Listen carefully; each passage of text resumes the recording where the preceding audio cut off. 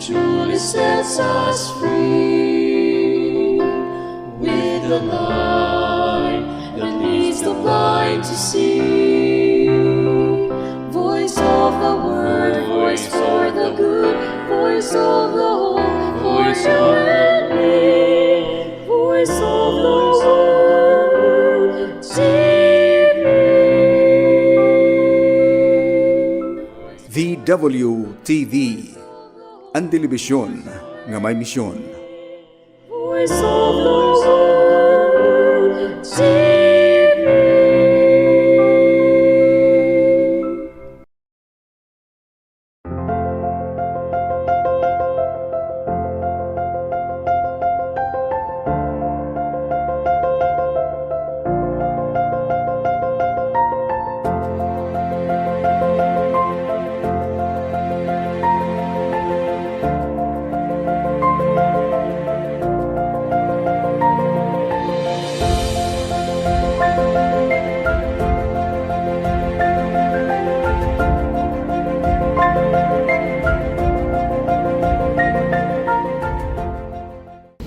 Good day everyone. Welcome to our program, LIMA GATOS KATUIG, ang PAGTOO of 500 years of faith in celebration of the 500 years of Christianity that the Spaniards brought to our islands 500 years ago. We're still in the month of March and we continue to celebrate Women's Month. Salit it aton topic would still be about the apostolic letter of St. John Paul II, Mulieres Dignitatem, on the dignity and the vocation of women. So, dinhi, karug na igsumat, no, ipahibaro nga itak pagkababayi is a calling, no? It was not by accident nga babayi kita nga natawo. We were already in the mind of God even before we were born.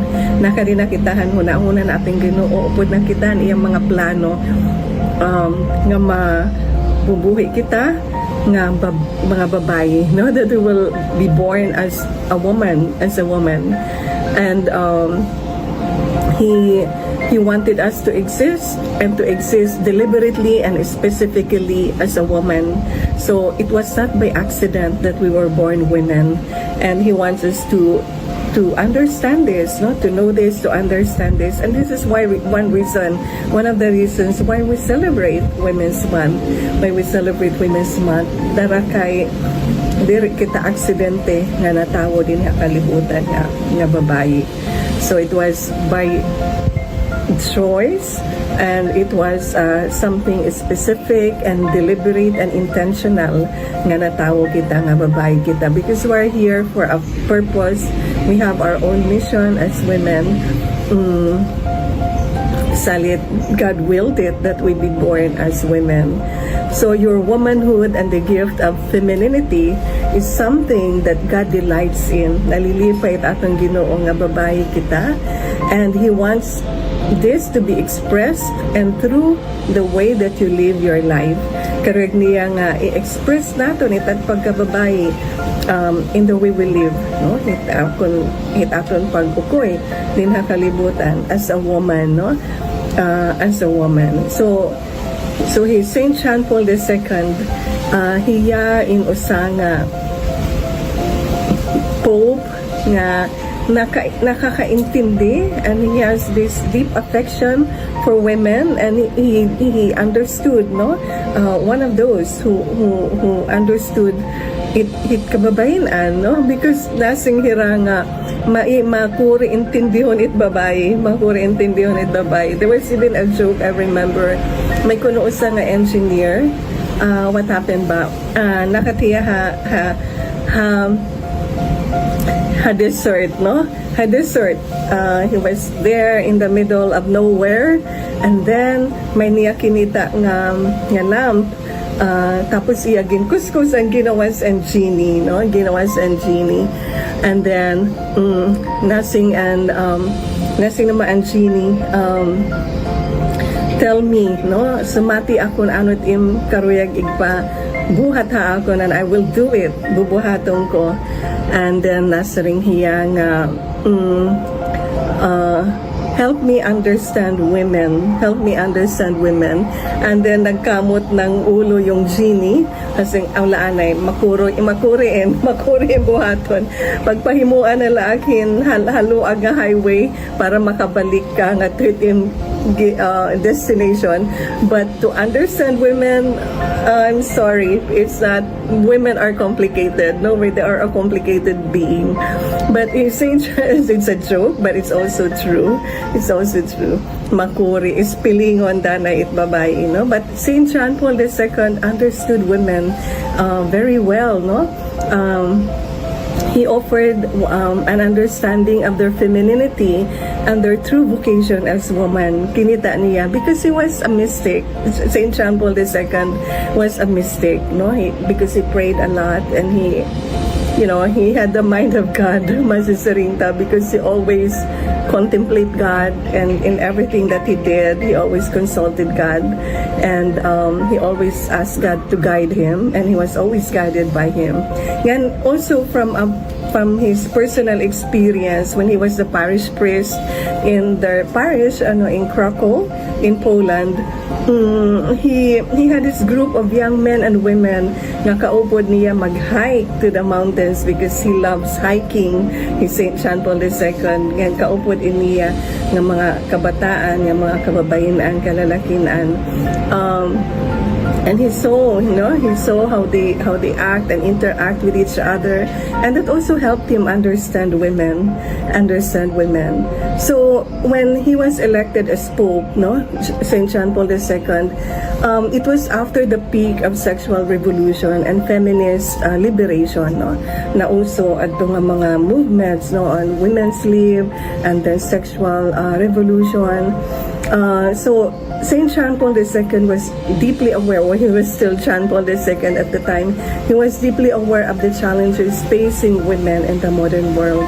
Maaram kita, damo it mga challenges na inaatubang hit kababayanan in the modern world.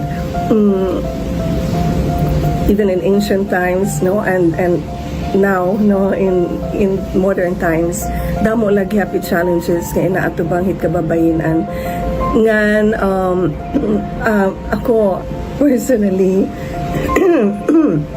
karuyag ko i-celebrate it Filipino women, ngan masisiringta and I think, you will believe me nga we're blessed to be women in the Philippines. We're blessed to be women in the Philippines because it's not the same in other countries, nga it babayi pinapa-eskwela, in some African countries it babae dire priority pagpa-eskwela dire priority kaganak ipagpa-eskwela it kababayanan labi na hit mga pobre nga mga pamilya. And why is that? Kay it babae ko yada man nahabalay. And there are also some countries where women are not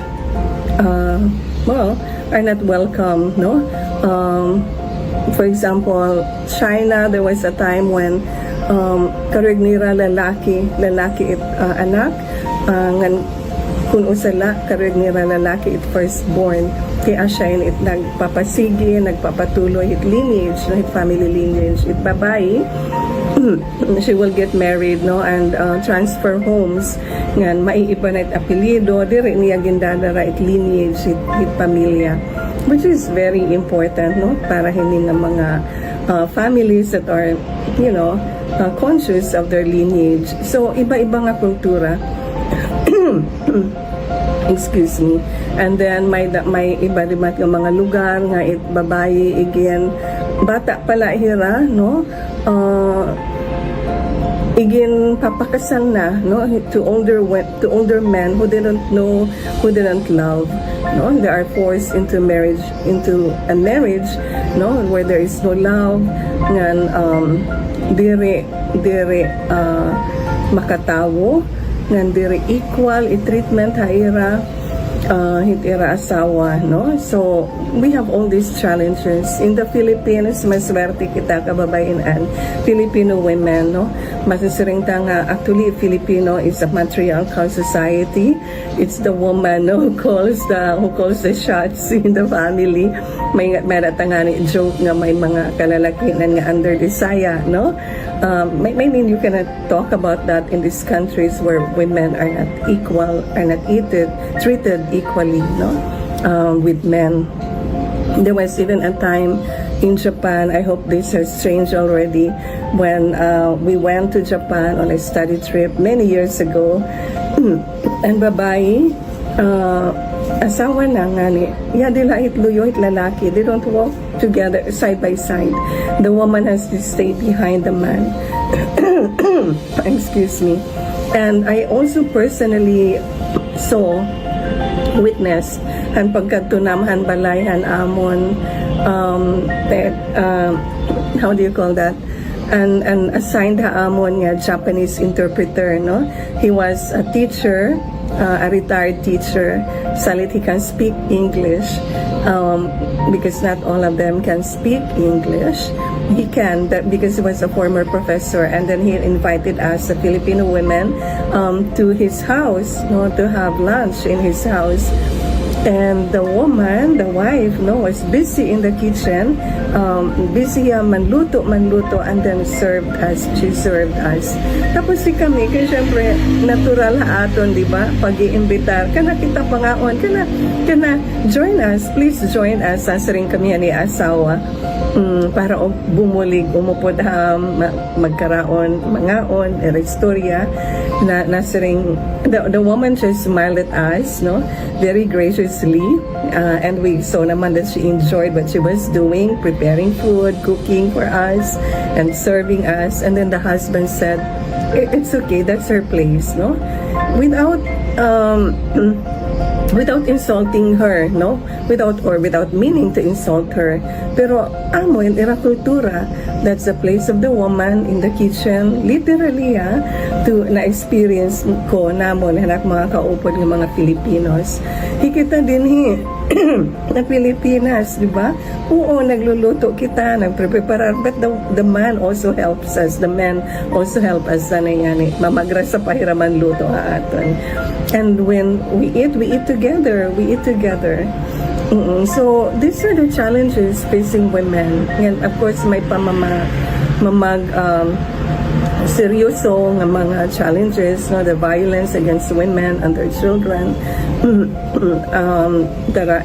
We know that there are many kinds of violence, no, not only physical violence, can also be psychological, can also be emotional, can also be financial, no, financial abuse, financial violence. So damo nga challenges. That's why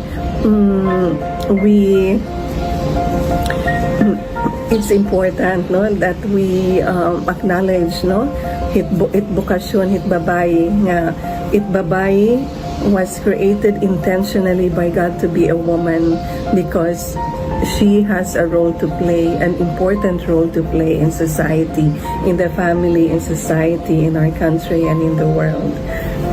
So, and Saint John Paul II, because of his dealings, no, personal dealings, no, with young men and women, and his prayers, nakita niya the need, no, to write this apostolic letter, Mulieris Unitatem, on the vocation and dignity of women, para tagan tahit angay nga importansya it kababayinan ngan ma-appreciate tahira for who they are, for what they are as a woman, no? as women. So he saw the need, St. John Paul II saw the need to communicate the age-old truths of the church in new and engaging ways. One of the ways he chose to engage women more fully was to extend to them an invitation. So we were invited by St. John Paul II, the invitation to reflect with him on what it means to be created as a woman in light of God's original plan. No? So, iniimbitar kita ni St. John Paul II to reflect, to pray on what it means to be created a woman by God. No, ano ba it aton role? Kay ano babae, natawo ang babae at ano it ak role din niya kalibutan, ano it ak tuyo din niya kalibutan, mag-aano at din niya kalibutan as a woman. So, John Paul II extended this invitation in his apostolic letter, Mulieris Dignitatem, on the vocation and dignity of women. So he and from this, he coined the term feminine genius. Okay, Saint John Paul II started the apostolic letter, his apostolic letter Mulieris Dignitatem, with the closing statement of the Council Fathers at the end of the Second Vatican Council, and I will read it. Quote, "The hour is coming. In fact, it has come when the vocation of woman is being achieved in its fullness. Nakikilala na itbabayi, bokasyon itbabayi dinhi on earth, why God created woman on earth. The hour in which women acquires in the world an influence, an effect, and a power never hitherto achieved. That is why at this moment, when the human race is undergoing so deep a transformation, women impregnated with the spirit of the gospel can do so much to aid mankind or humankind in not falling. So we have an important role to play in the history of salvation history, in the history of our country, in the history of our community, in the history of the world. So this is Saint John Paul II talking or writing in his introduction in the apostolic letter Mulieris Dignitatem, and we have seen women leaders in different fields nga hanuna were dominated by men, but then we see women excelling in these areas. Hindi rin ato nasod mag-igdadasig ta, pwede ta igdasig nga we already have two female presidents that even America has not produced, and to think that America is parang forerunner hit mga women's lib, with mga equality between man and woman, but they have not produced a single female president, while we already had two na maada tanaduha. In the Supreme Court liwat, we had first female Chief Justice, Justice C.J. Tessie Teresa de Castro, Teresita de Castro, and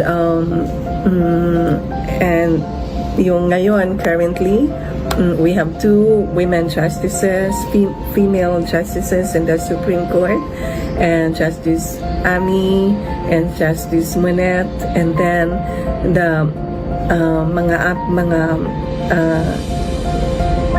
appellate courts in our country, like the Court of Appeals, iya presiding justice is a woman. Court of Tax Appeals, iya presiding justice, pinaka-head, hininga courts, appellate courts or tax courts.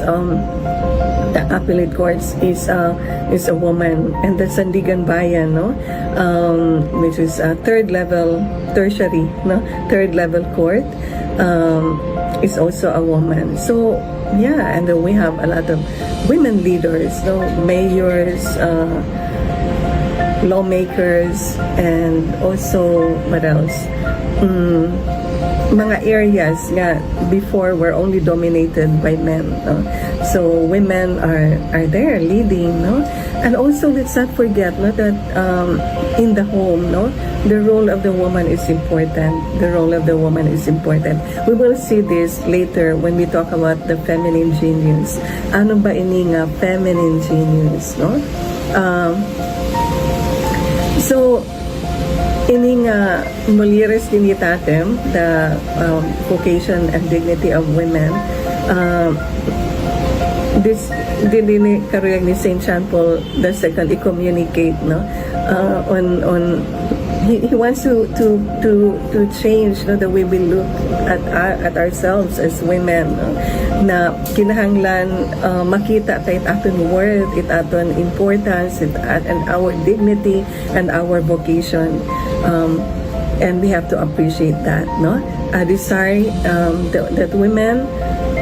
So this forms the essence of what Saint John Paul II wished to communicate, no, in the letter apostolic letter, and he desired that women would play a central and irreplaceable role in the world.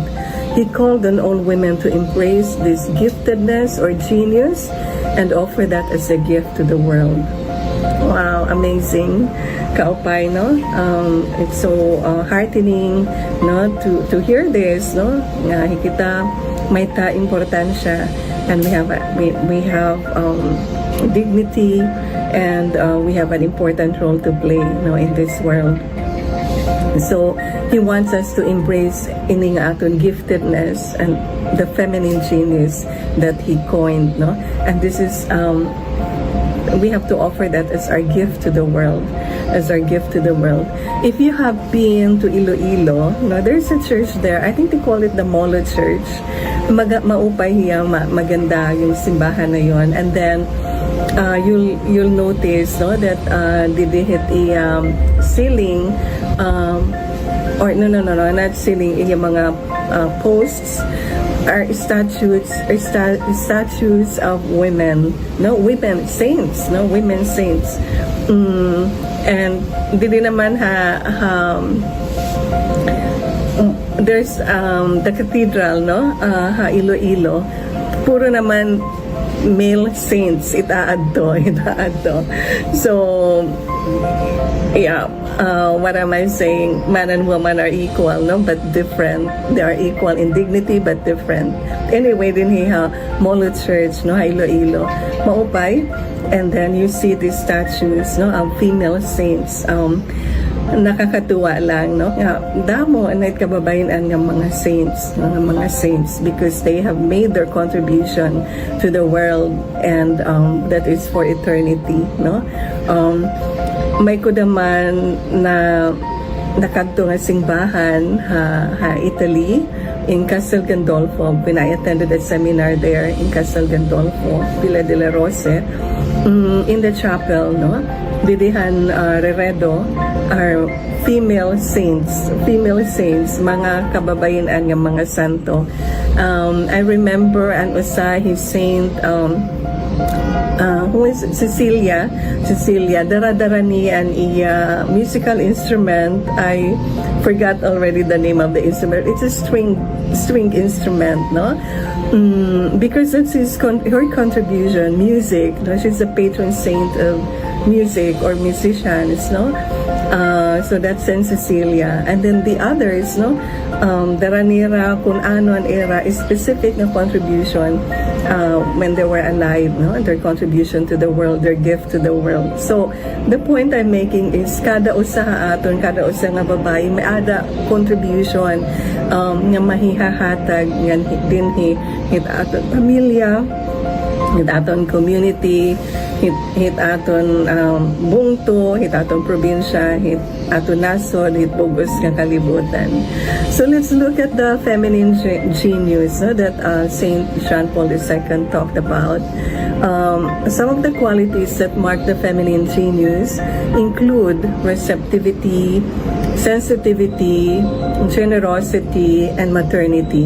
This is not exclusive, madamo pa it mga different features, qualities in aton feminine genius, but these are the most prominent ones, no? Receptivity. This lies at the heart of the feminine genius. Rather than being a passive state, the receptivity of womanhood is an active receiving of the gifts of life and love, no? We are open, no, to love, or open to life, no? That's one big quality of a woman. And then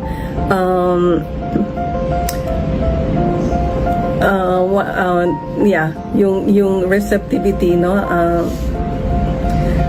I was thinking, no, makikita tayo kababayan nga hikita open, no, open hit pagigugma, open hit pagkarawat, no, hit kinabuhi, pagkarawat hit kinabuhi.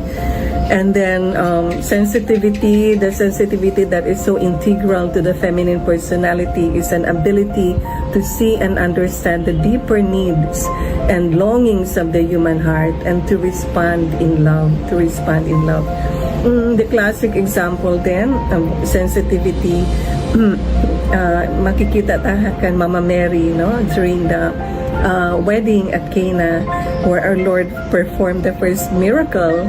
Remember, nagkakalipayan nga tanan, tara kay kasal, no, kasal, nangangaraon, nag-irignom, they were drinking wine, dirito ba, but wine, sa sarayaw, everyone was happy. Salit bisan ang mga bride and groom waray pa ka-notice nga mauubos na ira wine pero di pa man ang celebration, and there will be the talk of the town, no, naubusan hirahin ira irinnon, and people will remember their wedding na ay kinulang hiran irinnon, but Mama Mary, no, noticed it.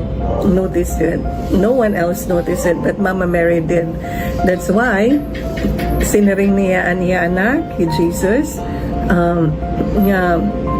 they're running out of wine, no? In other words, do something. Do something. And Jesus, nasi hiya, woman, it's not yet my time. Waray pa datong ang panahon nga mag-perform yan miracle. But he did, because he couldn't say no to his mother. Jesus couldn't say no to his mother, no?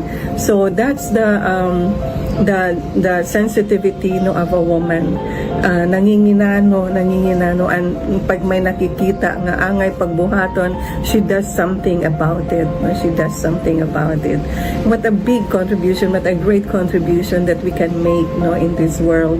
Diret atong panimalay, diret aton komunidad, diret aton opisina, no, pag may takikitaon nga may nanginginahanglan, no, may sa tao nga masurubon, for example, no, because we are so sensitive na inaabat tayo iya pain, iya kabido, iya makuri nga ginaagian. So we talk to that person, right? Or we accompany that person kung ready na hiya mag-iyakan, mag-istorya, kung ano itiya ginaagi, and then we listen, no? We listen. And then another is generosity. The qualities of receptivity and sensitivity in turn give rise to the spirit of generosity, which places value on the human person in a unique way. So women are givers, no, more than receivers. Din hinamit ako an example of generosity, babae. I remember my maternal grandmother, Lola Felisa. Gin paparada nam hiya, pinapapana po, for example, prutas, no, manam gin papadara iya nga prutas, whatever it is, no, manga or I don't know, oranges, apples, banana, tikang ko na amon garden.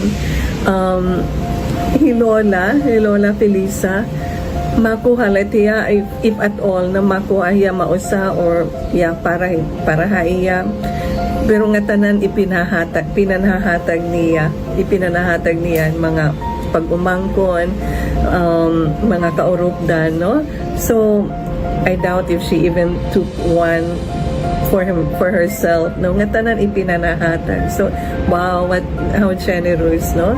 Salit ginahatag kami, dinadamo na kay damo itatagan. And then maternity, one of the great joys and mysteries of the feminine genius is the capacity for motherhood, both physical and spiritual, no? Ini nga aton physical motherhood, it's so unique to women. Only women can bear children. The men cannot. Even if yana may na mga modern nga nagsisex transplant, it babae o it lalaki nakaruyag magkamaaday mga features, it babae, pwede pagliuton pero diri magkakamaadahin matris it usa nga lalaki bisang kung nagpa sex transplant iya, because only women have the capacity, to bear children. And then this maternal maternity, is not only physical but also spiritual. So there are some single women who are mothers, in spirit, and their children are their children in spirit, their children, they are their children in spirit. So they also have this maternity in them. Okay. So these are the main features in aton feminine genius, that Saint John Paul II coined in order to help women appreciate who they are and what they are. A woman as well as a man must understand her fulfillment as a person, her dignity and vocation according to the richness of the femininity which she received on the day of creation, and which she inherits as an expression of the image and likeness of God that is specifically hers, Saring ni Saint John Paul II in the Apostolic Letter Mulieres Dignitatem. Salit, let's know our worth. Let's celebrate our being women in modern times, especially in modern times, and by doing so, let's contribute, let's make our unique contribution to the world, so that the world that we live in is something that we can all be proud of, and we're happy, to live in this world. Salit, happy Women's Month again, and let's always remember that we have been called by God, as women, in this world, to make it a better place, So thank you once again for watching our program. Lima Gatos Katuig nga Pagtuo, 500 Years of Faith. Bye everyone. See you next time.